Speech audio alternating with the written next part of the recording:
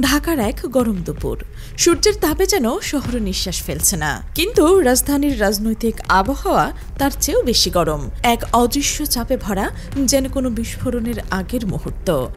জুলাই সনদ বাস্তবায়নের পথে এখন গণভোটের কথা উঠে এসেছে এক অস্বস্তিকর অথচ অপরিহার্য প্রশ্ন হিসেবে। ঐক্যমত কমিশন স্পষ্ট করে দিয়েছে, জাতীয় সংসদ নির্বাচনের আগে অথবা নির্বাচনের দিনেই গণভোট হতে পারে, কিন্তু কবে, কিভাবে, কোনো ব্যালটে কি থাকবে, কে সিদ্ধান্ত নেবে? এই প্রশ্নগুলো শুধু রাজনীতিবিদদের মাথায় নয়, সাধারণ মানুষের মনেও এক অদ্ভুত উত্তেজনা জাগিয়ে তুলেছে। বার্তা পত্রিকার সহকর্মী আল আমিন হোসেন এই গভীর জটিলতার মধ্যে একটি প্রশ্ন তুলেছেন, গণভোট আসলে কবে নাগাদ হতে পারে? কিছু জানা গেল কি? এই প্রশ্নটি শুধু একজন সাংবাদিকের কৌতূহল নয়, এটি লক্ষ লক্ষ নাগরিকের মনের কথা। কারণ এই গণভোট শুধু একটি প্রক্রিয়া নয়, এটি হতে পারে বাংলাদেশের সাংবিধানিক ইতিহাসের এক নতুন অধ্যায়ের সূচনা। কিন্তু সেই অধ্যায়ের প্রথম পাতা কখন উল্টানো হবে তা এখনো অনিশ্চিত। আমরা জানি বিএনপি সহ জামায়াত ও কয়েকটি ইসলামী দল আগে থেকেই দাবি করে আসছিল জাতীয় নির্বাচনের আগে গণভোট হোক, কিন্তু বিএনপি এবং অন্য অংশ বলছিল না, নির্বাচনের দিনেই গণভোট হোক। এই দ্বন্দ্বের মধ্যে ঐক্যমত কমিশন কোনো একক সিদ্ধান্ত দিতে এখনো পারেনি, তাই তাদের বিশেষজ্ঞ দলের পরামর্শ নিয়ে প্রধান উপদেষ্টার কাছে এক সুপারিশমালা পেশ করেছে। সেখানে শুধু গণভোট নয়, সাংবিধানিক সংস্কার পরিষদ গঠন, 270 দিনের সময়সীমা, 48টি সংস্কার বিষয় সবকিছু জড়িয়ে পড়েছে এক জটিল জালে। কিন্তু সবচেয়ে বড় কথা, গণভোট। এই গণভোট কি আসলেই হবে, নাকি শুধু একটি রাজনৈতিক প্রস্তাবনা যা কালের গতিতে মিলিয়ে যাবে? নির্বাচন কমিশন ইতিমধ্যেই ইঙ্গিত দিয়েছেন ডিসেম্বরের তফসিল ঘোষণা হতে পারে, আর নির্বাচন হতে পারে ফেব্রুয়ারির প্রথম সপ্তাহে, রোজার আগেই। কিন্তু এই সংকীর্ণ সময়ে ভোটার তালিকা আপডেট, নতুন কেন্দ্র নির্ধারণ, নিরাপত্তা ব্যবস্থায় এসবের পাশাপাশি আরও একটি গণভোট আয়োজন করা কি আসলেই সম্ভব? কেউ কেউ প্রশ্ন তুলছেন, এটি কি শুধু একটি প্রযুক্তিগত চ্যালেঞ্জ নাকি এক রাজনৈতিক অসম্ভব? গণভোটের বিষয়বস্তু কি হবে? ঐক্যমত কমিশন 3টি পথের কথা বলছেন। প্রথমত, যেসব সুপারিশ সংবিধানের সাথে সাংঘর্ষিক নয় সেগুলো অধ্যাদেশ আকারে জারি করা যাবে। কিন্তু অধ্যাদেশ কে জারি করবে? রাষ্ট্রপতি, আর সেই সিদ্ধান্ত নেবে সরকার। দ্বিতীয়ত, যেসব বিষয় অফিস আদেশের মাধ্যমে বাস্তবায়নযোগ্য সেগুলো সেভাবেই করা হবে। কিন্তু তৃতীয় এবং সবচেয়ে গুরুত্বপূর্ণ পথ, গণভোট। এখানেই কমিশন সবচেয়ে বেশি জোর দিচ্ছে। কিন্তু এই গণভোটে কি থাকবে? 48টি সুপারিশের মধ্যে কেউ কেউ বলছেন, আমি 13টি মানি, বাকি 35টি মানি না। তাহলে কি হবে? জনগণ কি প্রতিটি বিষয়ে আলাদা আলাদা করে ভোট দেবেন, নাকি একটি একক প্রশ্নে জুলাই সনদ মেনে নেবে কিনা একটি হা না ভোট দেবেন?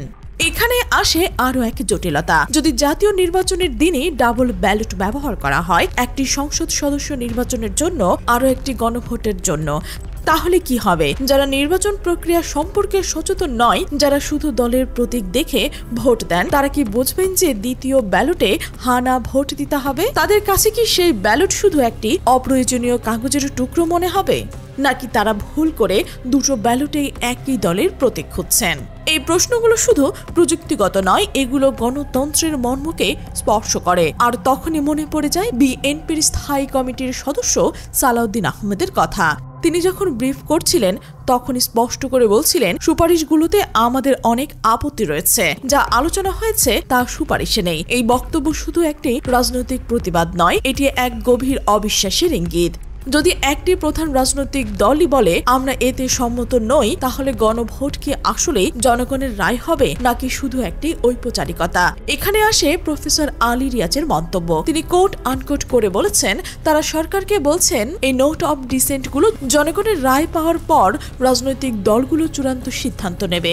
এই কথাটি শুনে মনে হলো গণভোট শুধু একটি প্রক্রিয়া নয়, এটি এক রাজনৈতিক আলোচনার সূচনা। কিন্তু প্রশ্ন থাক, জনগণের রায় যদি একটি দলের সাথে না মেলে তাহলে কি হবে?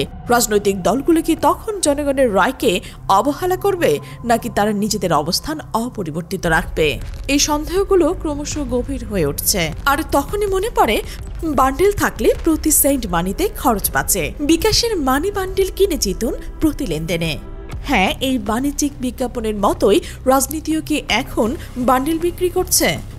গণভোট, সুপারিশ, নোট অব ডিসেন্ট সবকিছুই কি শুধু একটি প্যাকেজে জড়িয়ে দেওয়া হচ্ছে?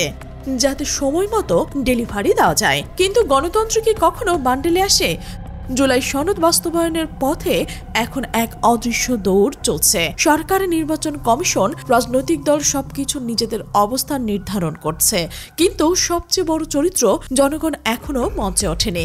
তারা অপেক্ষা করছেন, কেউ আশা করছেন, কেউ সন্দেহ করছেন, কেউ বা ভয় পাচ্ছেন। কারণ গণভোট শুধু একটি ভোট নয়, এটি এক ঐতিহাসিক দায়িত্ব।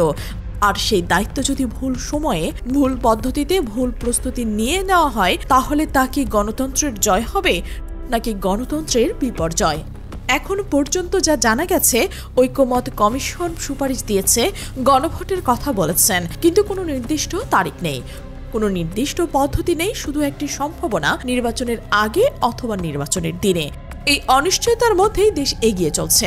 কিন্তু একটি প্রশ্ন মনে জাগে, এই গণভোট হয় তবে তা কি আসলেই গণভোট হবে, নাকি শুধু একটি আনুষ্ঠানিক অনুষ্ঠান যেখানে জনগণ শুধু উপস্থিত থাকবেন কিন্তু তাদের কণ্ঠস্বর শোনা যাবে না? বাংলাদেশের ইতিহাস বলে, যখন জনগণ রায় দিয়েছে তখন ইতিহাস বদলে গেছে। 1971-এর 7 মার্চ, 1990-এর 4 ডিসেম্বর, সেই মুহূর্তগুলো কি আবার ফিরে আসবে, নাকি এবার সবকিছু ঘরোয়া পর্যায়ে মেটানো হবে? আরও একটি প্রশ্ন গুরুত্বপূর্ণ হয়ে উঠেছে, গণভোট কবে নাগাদ হতে পারে? উত্তর এখনো নেই। কিন্তু একটি জিনিস নিশ্চিত, যখন সেই দিন আসবে তখন প্রতিটি ভোটারের হাতে থাকবে না শুধু একটি ব্যালট, থাকবে একটি ইতিহাস করার দায়িত্ব। আর সেই দায়িত্ব যদি ভারসাম্যহীন হয়, যদি প্রস্তুতি অপর্যাপ্ত হয়, যদি প্রশ্ন অস্পষ্ট হয়, তাহলে সেই ভোট কি ইতিহাস গড়বে নাকি ইতিহাসকে বিকৃতি করবে? কারণ এই গণভোট শুধু একটি প্রক্রিয়া নয়, এটি এক পরীক্ষা। আর পরীক্ষার ফলাফল কেবল রাজনীতিবিদদের জন্য নয়, এটি প্রতিটি বাংলাদেশির জন্য। দেশ অপেক্ষা করছে সময়ের, আর আমরা অপেক্ষা করছি আপনার মূল্যবান মন্তব্যের। প্রিয় দর্শক, আপনার মূল্যবান মতামত অবশ্যই কমেন্ট বক্সে জানাবেন। আর আপনি যদি এই চ্যানেলে নতুন হয়ে থাকেন, এমন বিশ্লেষণধর্মী ভিডিও দেখার জন্য অবশ্যই আমাদের চ্যানেলটি সাবস্ক্রাইব করবেন।